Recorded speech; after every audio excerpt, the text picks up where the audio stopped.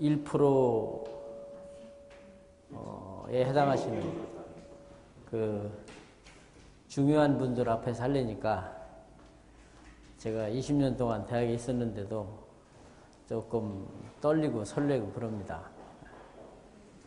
오늘 이런 영광된 자리를 준비해 주신 우리 최영관 소장님이야 강 박사님, 우리 운영진 여러분들께 깊은 감사를 드립니다. 저는 2018년에 10월 달에 대한민국의 하늘이 열렸고 2020년 1월 달에 천지가 개벽할 거라고 저는 믿습니다. 그 주역들이 바로 여러분들이고요. 이거는 역사의 흐름인 것 같습니다. 그동안 우리 최영관 소장님이 그 해박하고 넓은 지식으로 모든 이야기를 했지만 사실 여러분 가슴에 잘 와 닿지 않았을 거예요. 그것은 여러분들이 그걸 받아들일 수 있는 기초 지식이 없었기 때문에 그렇거든요. 너무 많은 걸 너무 고차원적으로 말씀하시니까 저도 사실은 한 일주일 헤맸어요. 그래서 참 어려움은 있었겠으나 그래도 여러분들은 복받은 분들이다라고 저는 생각하고 있습니다. 제가 경천동지라는 말을 감히 쓴 것은 덤 777이 2020년 1월 1일 분명히 하늘이 열리고 지진이 일어날 겁니다. 아마 이 지구상의 경찰국가라고 하는 미국이 어떤 형태로든 제재를 가하려고 할 겁니다. 저희는 거기에 대한 대비를 해야 됩니다. 이따 제가 강의 중에 설명을 하겠지만 미국은 절대로 약한 자를 도와주지 않습니다. 자기들이 이익이 있으면 어디든지 가서 깨고 부시고 달래고 다 합니다. 바로 오늘 이 시점에서도 베네수엘라가 그런 고통을 당하고 있습니다.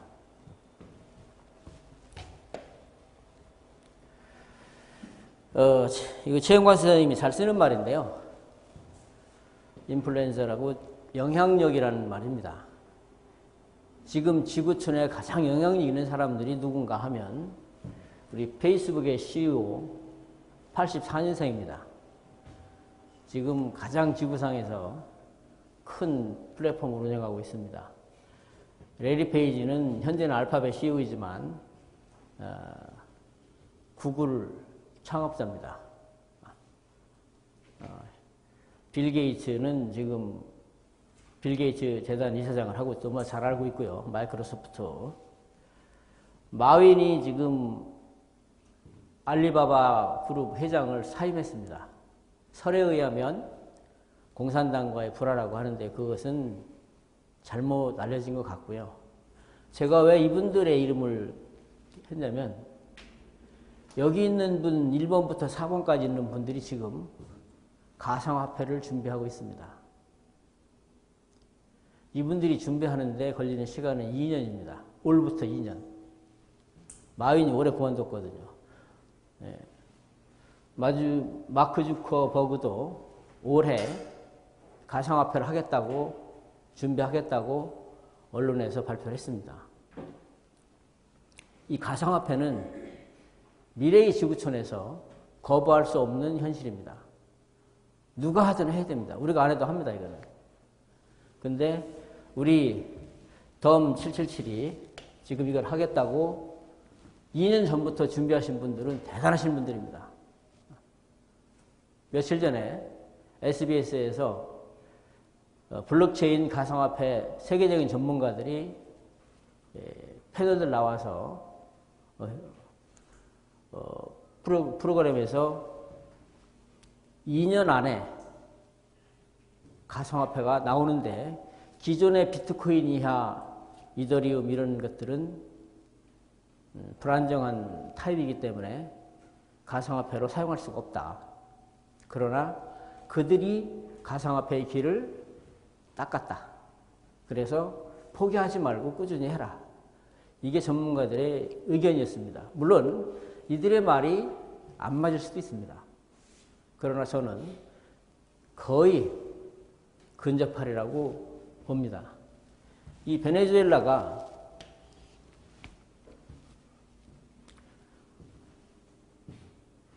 인플레이션이 심해서 정말 빵 부피만큼 돈을 갖고 가서 빵을 사야 되는데 그 원인을 달러 기축통화에서 찾았습니다. 그래서 달러 기축통화를 극복해 보려고 만든 게 가상화폐입니다. 국가가 가상화폐를 발행했어요. 베네수엘라가. 우리는 5억 개죠. 베네수엘라는 통이 좀 작았습니다. 1억 개를 받은 1억 개. 기존의 비트코인처럼 채굴 방식의 가상화폐는 화폐의 기능이 없습니다. 화폐는 통화량으로 화폐의 기능을 갖는데 블록체인 방식은 누구나 어디서나 채굴할 수 있기 때문에 화폐의 기능을 할 수 없는 겁니다. 다만 비트코인을 채굴하는 타임이 있어서 살려는 사람과 채굴 시간 차이 때문에 일시적으로 가격이 올라갔던 것 뿐입니다. 계속 떨어지고 있습니다. 10월 1일부터 제가 관찰했는데 어제까지 보니까 720만 원이었습니다. 760만 원에서 720만 원 가는데 한 일주일 걸리더라고요. 이더리움이 56만 원에서 20만 원까지 한 일주일 걸리고요. 지금 우후죽순 많은 가상화폐들이 한 100여 가지가 나와 있습니다. 그런데 생겼다 없어지고 하는 것들이 너무 많아요. 우리 덤 777은 절대로 없어질 수가 없습니다. 왜? 500억 개를 플랫폼에 만들어 놓고 우리가 협동조합이 우리가 주인이 돼서 책임지고 있기 때문에 그렇습니다. 아메이처럼 어느 한 개인이 아니면 개인 집단이 주인이 되고 해오는 머슴이 되는 조직은 생겨났다 없어졌다 합니다. 그래서 지구촌에서 어떠한 그룹과 재벌도 생겼다 없어지는 겁니다. 계속 갈 수가 없어요. 계속 가는 게 한 가지 있죠. 종교입니다. 종교가 계속 가는 이유는 주인이 없어서 그렇습니다. 모두가 주인이어서. 우리가 바로 덤 777이 여러분들이 모두 주인이십니다. 엊그제 우리 박나희 대표 언니가 오셨었죠? 상장하고 나면 돈을 누가 책임지냐고 물어보더라고요.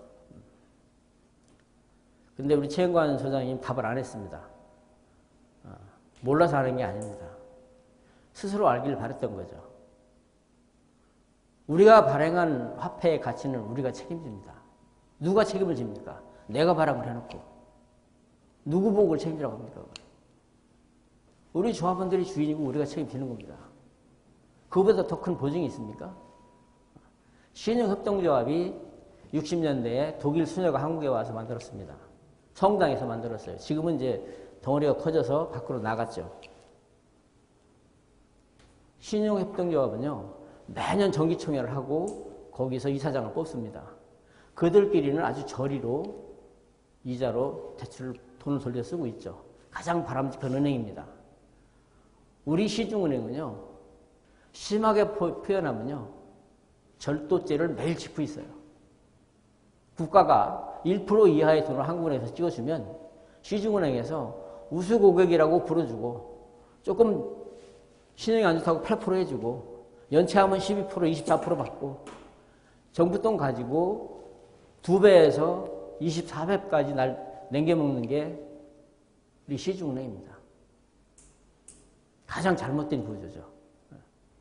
그러나 이 덤 777 때문에 대한민국 시중은행은 우리가 상장하고 나서 은행원들이 다 전직해야 됩니다. 은행 필요 없어요, 이제는. 이렇게 돼버리면. 우리 플랫폼 시대가 세상에 장악을 했을 때는 은행은 이제 우리 밑에 와서 우리 가상화폐 거래소 좀 하게 해주십시오라고 사정을 해야 그들이 살 수 있습니다. 과장이 아니에요. 예측입니다. 미래 전문가들이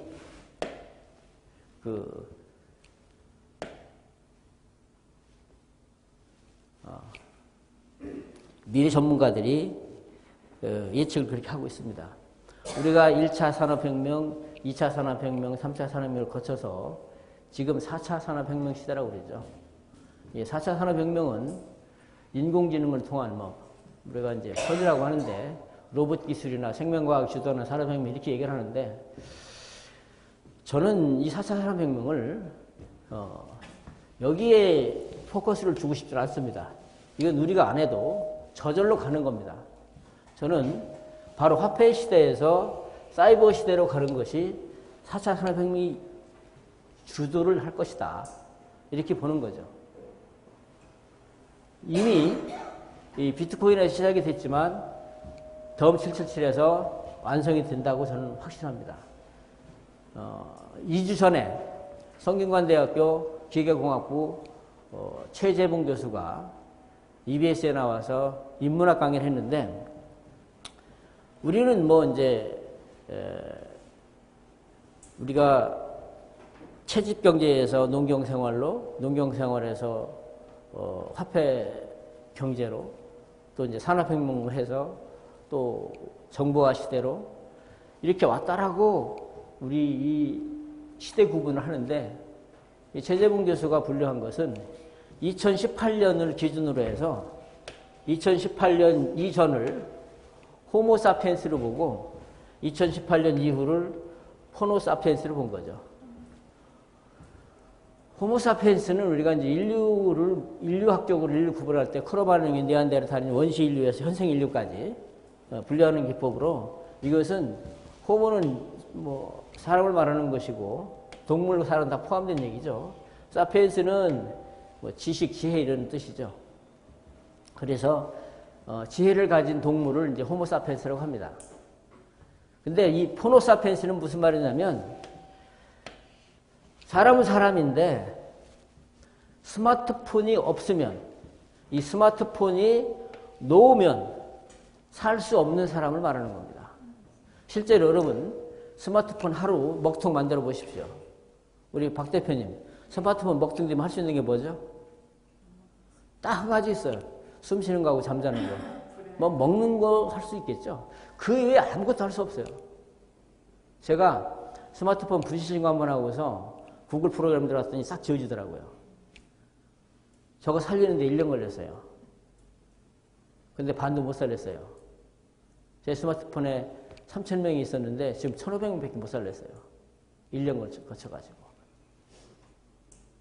이 시대는 스마트폰 없이 살 수 없고 우리 최사님 말씀대로 스마트폰을 몇 프로 활용하느냐가 여러분의 미래를 결정합니다. 여러분 대부분이 스마트폰에 10% 사용 못하고 계십니다. 저를 포함해서. 스마트폰은요, 그 안에 모든 게 들어있어요. 은행부터 시작해서 스마트폰으로 할 수 없는 게 지금 거의 없어요. 연애도 할 수 있고요. 할 수 없는 거 딱 하나 있네. 애를 못 낳습니다. 스마트폰은. 그것 말고는 다 합니다. 그래서 여러분들이 지금 이렇게 엄청난 시대에 살고 있다. 그럼 도대체 화폐가 뭔데 이렇게 화폐가 가지고 난리를 치느냐. 기존의 화폐는 우리 상평통부부터 시작을 해서 아주 원시적으로 출발했죠.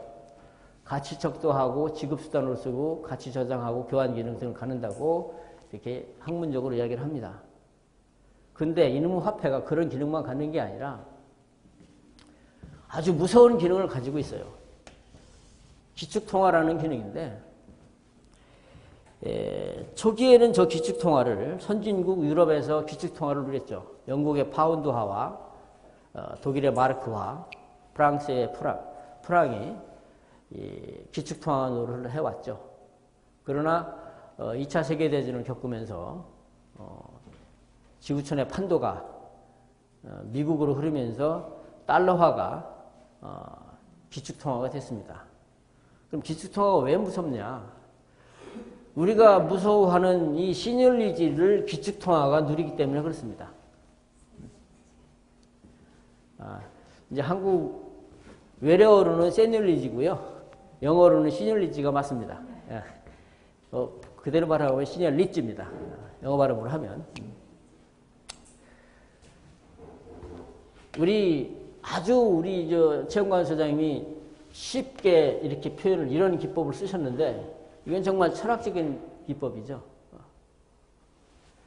이따가 이 부분은 추가로 설명하겠지만 이 기축통화 때문에 미국이 세계의 그 후진국들의 미국보다 후진국들의 재화를 착취하고 있는 겁니다. 심하게 표현하면. 제가 $100짜리 하나를 은행에 가서 해외에 나가기 위해서 바꿔오면요. 바꾸는 순간 99만 9천 원은 미국으로 가는 겁니다. 저는 달랑 1,000원짜리 지폐 하나 들고 또 다른 나라에 가서 10만 원으로 쓰는 거죠. 미국 중앙은행에서 달러를 만드는 만큼 미국은 타국의 재화를 끌어들이는 겁니다. 이게 기축통화예요. 무서운 얘기입니다. 지금 중국하고 미국이 무역전쟁하는 것은 표면적으로 무역전쟁이지 중국과 미국은 무역전쟁할 이유가 없어요. 왜냐하면 서로 필요한 게 달라요. 무역전쟁은 같은 거를 가지고 싸울 때 무역전쟁하는 겁니다. 미국이 수입하는 거 중국이 전혀 달라요. 그러면 왜 그런 무역전쟁을 하고 있느냐? 이것 때문에 그렇습니다. 미국은 3억의 인구가 쓰는 달러고요. 물론 전 세계 쓰지만 중국은 16억이 쓰는 위엔화입니다. 그냥 놔두면 지구촌의 기축통화는 위엔화가 됩니다. 그리고 중국 사람이 안 나가 있는 나라가 있습니까 지금? 제가 동티모르에 3년 가 있었는데 동티모르에 중국인 묘지가 있어요. 공동묘지가 있는데 여긴 동티모르인 묘지고 이쪽은 중국인 묘지야. 한문으로 되어 있더라고요. 전 세계에 중국인이 없는 데가 없어요. 모잠비크에서도 허드렛 일은 다 중국인이에요. 물론 호텔도 하지만 모잠비크에 한국인이 60명 정도 사는데요. 그 60명이 먹는 콩나물을 중국인이 길러서 팔아요. 한국 사람한테. 물론 한국 사람들은 다 자기 사업을 하니까 그런 일을 할 필요는 없는데 이 기축통화의 시뇰리지를 찾아오겠다고 탄생된 게 덤 777입니다. 그래서 이 덤 777이 기축통화를 발행하는 미국의 적이 될 수 있어요. 그러나 시대의 흐름은 대한민국이 독재정치에서 민주정치로 가듯이 시대의 흐름은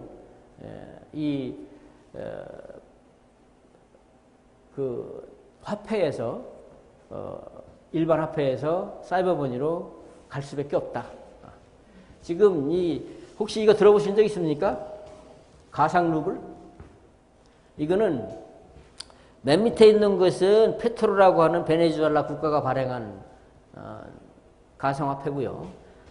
이 페트로를 가지고 러시아에 결제를 했어요. 이미 썼습니다. 국제 간에. 국가와 국가 간에. 그러면 베네수엘라의 이 가상화폐를 푸틴이 받아준 거예요. 받아주고 이거 우리도 안 되겠다 해서 푸틴이 지금 만들고 있는 루블이 가상화폐가 가상 루블입니다. 루블이 이제 러시아 돈이잖아요. 그래서 이미 러시아와 베네수엘라가 가상화폐로 들어갔다. 베네수엘라 정부가 만드는 가상화폐 페트로입니다. 이쁘죠?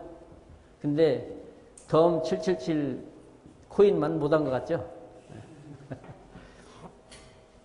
이게 베네수엘라 거거든, 지금.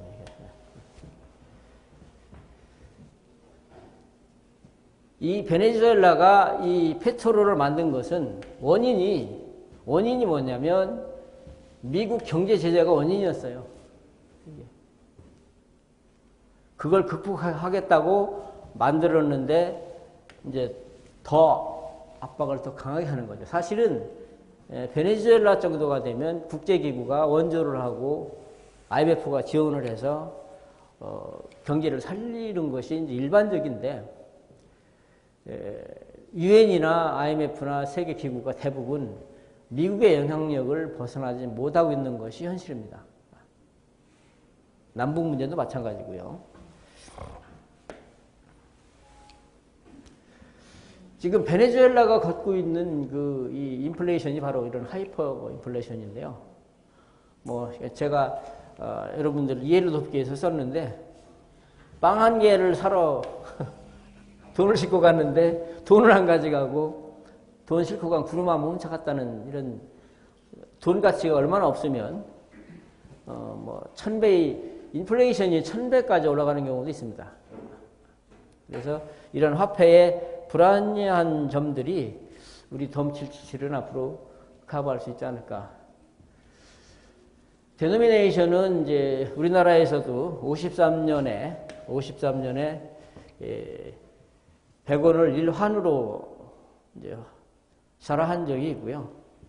이것은 이제 박정희 정권이 집권하고 나서 화폐 개혁을 시도를 했죠. 10환을 1원으로. 그래서 다시 원에서 환으로, 환에서 원으로 지금 와서 아직 저희들은 원을 쓰고 있습니다. 그래서 사실 뭐 이런 일이 자주 있으면 안 좋죠. 시널리지를 여러분들이 뭐 다 알고는 있는데 여러분을 찾아온 사람한테 설명하라고 그러면 알긴 알겠는데 설득이 잘 안 돼. 뭐 이렇게 그림은 그리고는 있는데 이거 수학 전문가가 아니면 잘 이해 안 되죠. 뭐 피타고라스의 정의도 잘 기억이 안 나는데 이거 하라고 하겠습니까? 그냥 쉽게 표현하면 화폐화랑 차익이라고 하는데 원래는 이제 이거는 근대사에서 쓰는 말이고요. 봉건제도하에서는 영주들이 이제 화폐를 제조했기 때문에 영어 사전을 찾아보면 뭐 주조세도 나오고요. 국왕의 특권, 뭐 고유권 이렇게도 나옵니다. 그러니까 이 굉장히 안 좋은 거죠, 사실은. 그러나 전 세계가 이걸 가지고 지배를 하고 있는 거죠. 이 지배는요, 군사적으로 지배가 아니에요. 군사적인 지배는 일시적일 수 있는데 경제적인 지배는 영속적이고 지속적입니다. 잠잘 때도 경제적 지배는 받게 되는 거죠.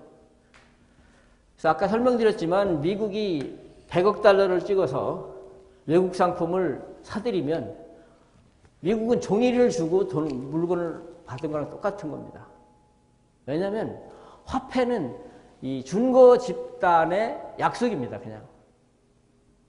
그래서 제가 아까 감히 우리 가상화폐가 안전하다는 설명을 드린 건 뭐냐면 화폐가 가상화폐보다 더 안전하다고 여러분 알고 있죠? 관습적으로. 반대로 알고 계신 거죠.